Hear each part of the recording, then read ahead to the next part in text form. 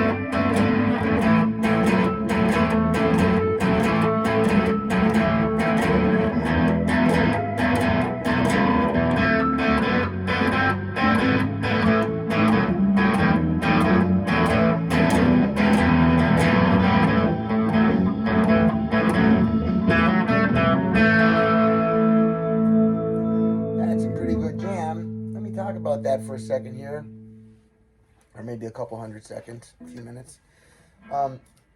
We're following right here what's called a 12-bar blues. That's a very common mapping, a way to map a song out in rock and roll, in country, and in blues, in roots music in general. And the special thing about that is that, I can hear a song, or once, I'm not saying me, I'm meaning meaning musicians that know the language of music, even just the basic level. You don't have to be an expert or have a PhD in it. You can follow a map like this. So the way I have it written out, each letter here is worth 4 beats of music, or each measure would be considered 1 bar of music. And if you look, there's 12 of them there, okay? I put the green, so that's the introduction. This is called a 12-bar blues long 1. And the reason being, now by the way, and we're in the key of A, so to be technical and exact, you'd say we're doing a 12-bar blues shuffle in the key of A with a long 1. And the long 1 is standing for, the A in this instance would be the 1 chord, the D in this instance would be the 4th chord, and the E would be the 5th chord of the key of A. Okay, A is the first note of the scale of A, D is the 4th note in the scale of A, and E is the 5th note in the scale of A. Hence a 1-4-5 progression. 12-bar blues, long 1, key of A, 1-4-5 progression. Anybody can tell you that from anywhere around the world, and if they know how to play the blues, if they know how to play the guitar, they should know how to wrap their head or hands or whatever around that, no matter what or where you go. This is a universal language, okay? Now, there's accents, just like a Southern accent or a New York City accent. There's certain ways of playing that are more dominant in Texas or more dominant here or there, blah, blah, blah, whatever. Just like rap, East Coast, West Coast, There's some dissection within or subgroups within the groups. But this main idea just keeps repeating over and over and over, and all these different genres of music, reggae, everything. So it's healthy to learn what it sounds like, because then you can spot. It usually has to do with 2 chords going back and forth, but then you can always spot this 3rd chord sticking out. I call it the turnaround chord, because I call the entire 3rd line of the blues the turnaround. Some people argue and just call the last chord of that the turnaround. But being in that this 5 note jumps out at you here, I like to start the terminology turnaround starting at where the E is. And basically because from this point is really where the author is, or the player, the musician, is setting up the listener's ear right here in this line to actually sonically come back and wrap itself around back again to the 1 chord. So it brings us away from the 1, further away from the 1 than the D is. We can hear that. The ear longs for resolution. So then we even throw it just a little bit of like almost pushing your friend over the cliff but then grabbing them. Something like that. Oh, we think it's resolved, and it's resolved. And then boom. So we kind of like that tension that happens in the music. Now, that's one thing I wanted to talk about. So you see I have the body outlined with the black there. It's easy. There's a little, and then here's the turnaround I have underlined in the red. Okay, it's very, very easy how I have it lined out here. Literally lined out. So I want to talk about the count.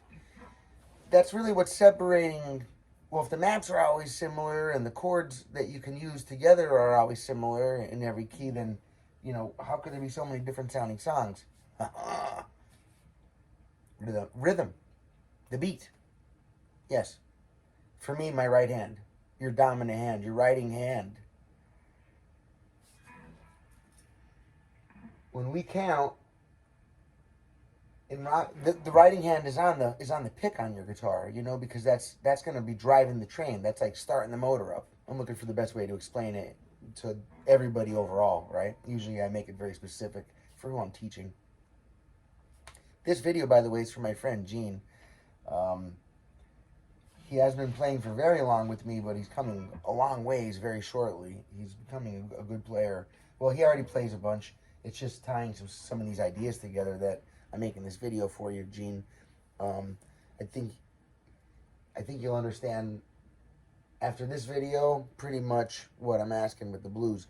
What we're doing is we're taking the root note. In this case, we have the A chord, and we have the A, right? And I'm just doing it like that. People do like this. People do, you know, this way here. I have videos for that. I'll put the links in the bottom here, so I don't want to waste everybody's time on that. This is to go over the 12-bar blues, okay? Gene, you know how to do those chords, buddy. So, so I'm going to focus in on the root note of the chord, in that chord shape right here, which is coming from the A chord form, and we're actually going to be playing in the G chord form of A, because there's my G, there's the G shape, but that's an A chord. And I'm saying I'm playing in it is because literally I'm playing on this side of the root, not this side of the root. If I was on this side of the root, I'd be in the A chord form. If I'm on this side of the root in this instance, using, you know, in my soloing or melody making here, right? Well, then I'm in the G chord form of the A. So I'm on the A. So you gotta know where the A note is there. G, G sharp, A. Then your D is over here. Look at A, skip one B, skip one, don't skip one C, skip one D. There's your D note, so same thing applies here.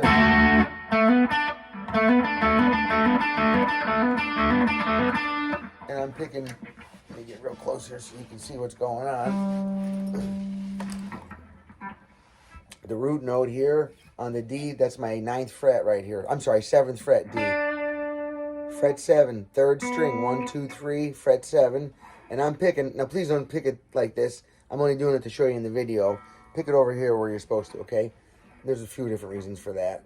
But over here, I'll show you just because it's easier to get close in on the video. You want to start on the string above the root note. The root note is this D right here. So we're going to bar the 4th and the 3rd string and just clamp down on that. And then if I make sure my knuckle line is out, you know, out in front of the guitar neck far enough so that this finger can come above and not bump the strings below it. Now, don't feel like you have to keep your finger on there to hit the other note. You don't have to do that. This is much harder than doing. If you take your finger off of it, you know, you don't have to worry about bumping the string on top of it. Just saying. Move it off.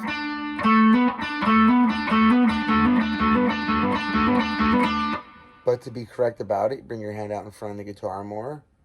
Put your, you know, remember the axis I talked about, Gene, in your hand there, and your knuckle line here. You want to be able that you pivot. Remember, don't clump up like this, like a bat. This ain't a hammer or a baseball bat or nothing like that, okay? You want to get like this to give you maximum mobility, all right? Now, the root note is 2nd. Okay, so the 3rd string is the root note for every chord I'm doing here in this shape, right? Your A is here on the root, then over here on your 7th fret, there's your D note. And then I'm even putting in, once in a while, this other little lick on the G string, because I'm starting, you know, D. My root notes are all on the G string, but I'm starting on the string above, just like I did down here. Now I'm doing the same thing here. And then on that same 3rd string, you can bend a little bit. You know, just use it like a voice. If you sing along to it, it actually does help because you'll know when you're singing bad. Well, hopefully, right? And then your E, when it comes time for your E, is up 1 step from your D, so it's your 9th fret here, right? You know, that's my 12. I don't have 2 dots on the front of this kind of guitar, but I have on the top. But you can always recognize because 2 blanks and 2 blanks, the white in the middle, okay? Blah, blah, blah, blah, blah, right? So, D,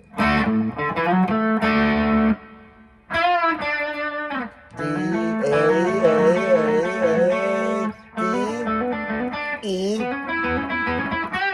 D, A. Then I I did one more riff, which I'll explain in this one. The video is getting kind of too long. Sorry for everybody. Well, I'll break it up when I get a chance in the bottom, and I'll put links right to the exact parts of the video. So you can just look at my description and go, oh, I want to learn this chord today.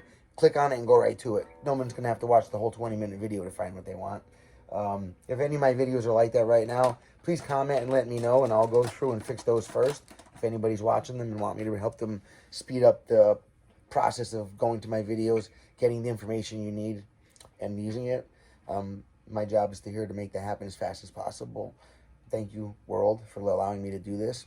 Very much, I appreciate it. So now we've got, if we follow in this A blues, you know, you have 4 beats per A, so it's like, I'm doing 1 and a 2 and a 3 and a 4 and a 1 and a 2 and a 3 and a 4 and a 1 and a 2 and a 3 and a 4 and a 1 and a 2 and a 3, you know, 1 and a 2 and a 3 and a 4 and a 1 and a 2. So for every A, you're going to have to count that many, right? Or you can break it up. Like I was doing some riffs this way, and then I was doing ones that were like on the A over here. I started talking about it and I got distracted. The counting of it, when we're counting, not just is there 4 beats in a measure, okay, but also in the blues, you tend to count a 1, a 2, a 3, and you're strumming on that. In rock, because this sounded like Chuck Berry, that's what just reminded me to tell you the difference. Chuck Berry would be 1 and 2 and 3 and 4 and 1 and 2 and 3 and 4 and, or 1 and a 2 and a 3 and a 4 and a 1 and a 2, you know, 1 and a 2 and a 1 and 2 and 3 and 4 and 1 and a 2 and a 3 and a, you know, so sometimes there's still triplets, but mostly the rock beat is 1, 2, 3, 4, 1, 2, 3, 4, 1, 2, 3, 4, you know, 1, 2, 3, 4, 1, 2, 3, 4, 1, 2, 3, 4, 1, 2, 3, 4. The accent for rock happens on the 1 and the 3 beat, usually. That's kind of what identifies it. In the blues, we don't play on the end. We count it in a triplet, 1 and a 2 and a 3 and a, but we don't pick the end. That's the part we actually skip, but that's what gives the blues the heartbeat feeling, or sound. Watch. 1 and a 2 and a 3 and a 4. So that's the way you have to be counting it while playing the blues. A 1, a 2, a 3, a 4, a 1, a 2, a 3, a 4. And I'm picking both strings at once and letting my pick come to rest gently on the strings, on the string below the one I'm hitting. I'm not pulling out like that. That's not going to work good. Same thing for the thumb. And remember, if you're thumbing it, don't come in like this straight. It's a horrible technique. It doesn't work well that way compared to leaving your hand side, you know, just right along the guitar and letting the side of your thumb just roll off the strings. You'll have much more control. And remember to plant your hand down, you know, back here on these kind of guitars, and I keep a pinky or something on the bottom of the string or over here. This way you get a sense of where everything is. It's a muscle memory, and your hand knows that muscle memory, that space, pretty well. If you, just like when you're writing while you put your hand on the paper, it's the same thing, okay? We're just writing only 7 letters instead of 26. Now, the other riff I was using, just want to point out all the ones I used in the example, was when I was doing the blues shuffle. A 2, a 3, a 4, a 1, a 2, a 3, a 4, a 1, a 2, a 3, a 4, a 1, a 2, a 3, a 4, 1, a 2, a 3, a 4, a 1, a 2, a 3, a 4, a 1. So sometimes when people are doing the shuffle like that, they put that pinky part in there on the measure that you're going to change on. It's kind of like a cue to the rest of the band, so people know where they're at. Sometimes the singers or something, I mean, people can lose their spot easily in a song when you're concentrating on one part. Sometimes the map can become elusive. You'll see what I mean if you try to follow along to it, which was the whole point of me making the video, Gene. Please do try it. You slow it down, though, if you need to, you know. Now, so this is 1 and a 2, 1 and a 2 and a 3 and a 4 and a 1 and a 2 and a 3 and a 4 and a 1 and a 2 and a 3 and a 4 and a, that's how you're counting it, remember? So, using that in mind, when you get to this one here, then you can add the pinky on that one. So, 1 and a 2 and a 3 and a 4 and a, you know, a 1 and a 2 and a 3 and a 4 and a, because then you're going to go to the D. 1 and a 2 and a 3 and a 4 and a. So that one I wouldn't use the pinky, but then on this one I would use the pinky. 1 and a 2 and a 3 and a 4 and a. Remember, you always are counting in the fours. But just with the blues like this, the shuffle, you're doing a 1, a 2, a 3, a 4. 1, a 2, a 3, a 4. Okay, not 1 and 2 and. It works out different. You're going 1 and 2 and. That's like rock and roll. You know, went down in Louisiana, close to New Orleans. I can't say the words or the melodies or I get to copyright my damn videos anymore. I hope I just didn't ruin it on that one thing. Because then it's a big pain in the butt to delete the video, go back in, edit that part out, upload it again. I so hope I didn't ruin it just then. But anyway, that's not your concern. I'm here to show you things. I am really trying hard to get to 1,000 subscribers. Then YouTube allows me other tools to help. All kind of other things are available to me once I hit my 1,000 subscribers. I appreciate it. Anybody that already did. If you didn't, then please hit the like button and the subscribe button. I'd appreciate that. This is the last thing I'm going to show you because the video is getting long, and it's the last thing that I did in there that I didn't show you besides the pinky thing. And I wanted to show this one move I was doing. So I'm using the root note here, A, right? Then sometimes I was really doing the bottom of the whole bar chord, really. You know, if you stripped away what's there, I'm just doing the bottom part of it. That's all. Very often, it's easier to hold the chord and just... Except I'm not hitting the whole chord. I'd only strumming the bottom strings. You hear how it mutes itself out? So you take the fingers off the bass strings, come down just to the bottom two. That's your A. Here's your D's on your 10th fret. Back to your A. Here's your E on your 12th fret. And 0, your open E, that counts.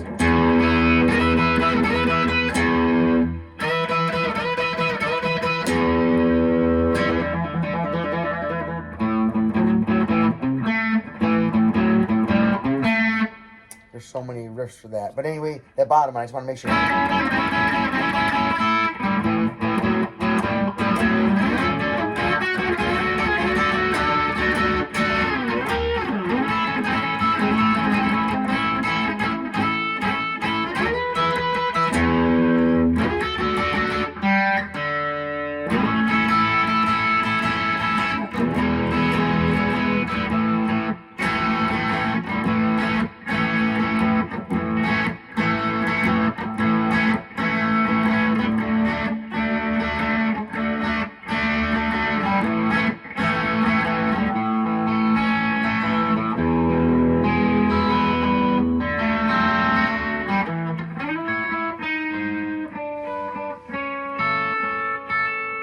Very last little riff. What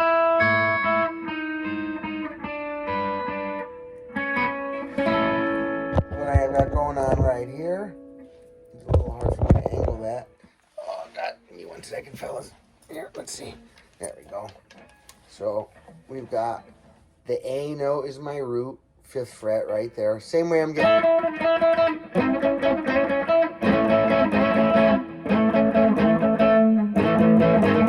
All the same, okay? It's all the same.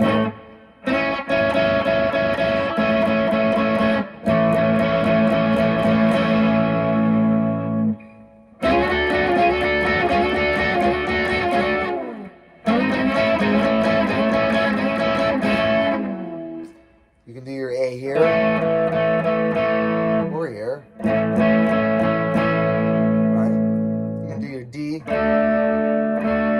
If you want to do the shuffling there, you have to add your pinky. It's hard though. You have to have enough of your hand way out in front of the guitar so your pinky comes up and reaches around the string. Actually, if you just want to do the power chord, only hit the D and the G string. But then why make the whole D chord unless you want to...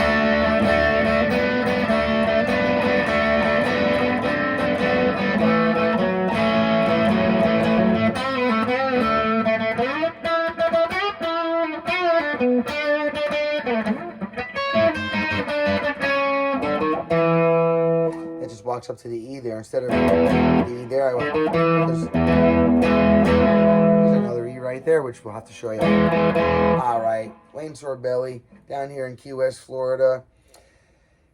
Passing the torch just all day long, giving in-person lessons, and at the end of the night, if I have a steady weekly student, you know, I become a mentor, and so then I make a deal that if you're a weekly student, I make you a video to go with your song, and you know, it makes a great practice buddy video for you.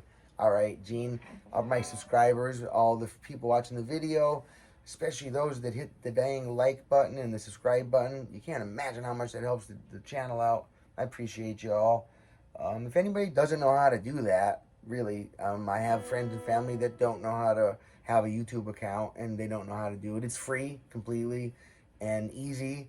And anybody who doesn't know, please ask me, and I'll show you that, okay? All right. Thank you very much. Appreciate it. Blessings. Strum well.